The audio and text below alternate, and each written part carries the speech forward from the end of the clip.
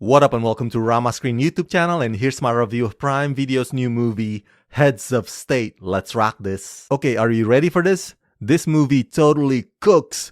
Heads of State is hugely entertaining. Well, to be honest, the comedy kinda dips in and dips out every now and then. You know, it's a bit of a touch and go. But the action, boy, the action is high-octane explosive. Some of the fights also range from hardcore to humorous, and they are purposely choreographed to encapsulate what the characters are all about. John Cena and Idris Elba are an excellent team-up. The film basically applies that old-school black-white buddy cop formula, you know? That mismatch odd couple pairing. And both John and Idris made it work, and they bounce off of one another really well. And Priyanka Chopra, after having done that Prime Video spy series Citadel, once again proves that she's got this whole badass female thing on lock. This time around, she looks to be even more comfortable with the movements, like she's gotten the hang of it. Very impressive. Directed by Ilya Naishuller, in the action comedy Heads of State, the UK Prime Minister Sam Clarke and US President Will Derringer have a not-so-friendly and very public rivalry that jeopardizes their country's special relationship.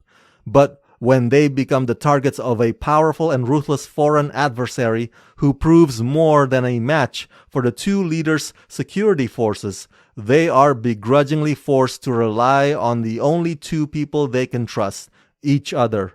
Ultimately allied with the brilliant MI6 agent Noel Bissett, they must go on the run and find a way to work together long enough to thwart a global conspiracy that threatens the entire free world. Starring John Cena, Idris Elba, Priyanka Chopra Jonas, Paddy Considine, Stephen Root, Carla Gugino, Jack Quaid, and Sarah Niles. I also enjoy the story because in most other black-white buddy cop movies, albeit these two characters are not cops, but in other cases, there's usually some kind of a racial undertone, whether they be implicit or not. But in Heads of State, they kind of replace that with questions of who's the better leader, what are their priorities, and they go through this journey into eventually realizing that they may not be the hotshot that they thought they were, that the jobs or the responsibilities are bigger than themselves.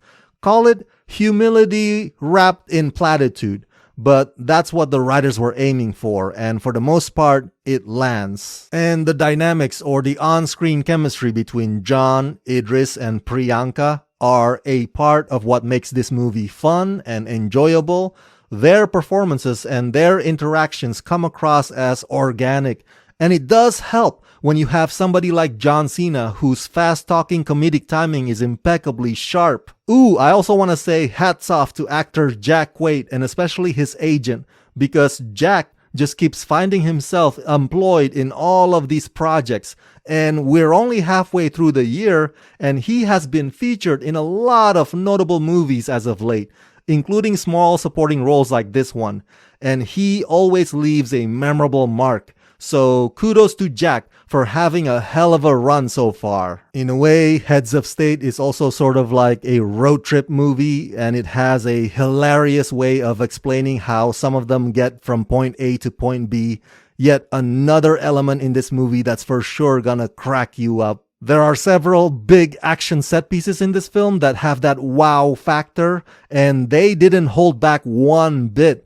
I especially enjoy that whole sequence of that attack on Air Force One. Very well executed and very ambitious. And it's no surprise really, because the director is the same guy who gave us Hardcore Henry and Nobody, two of my favorite films of the past decade.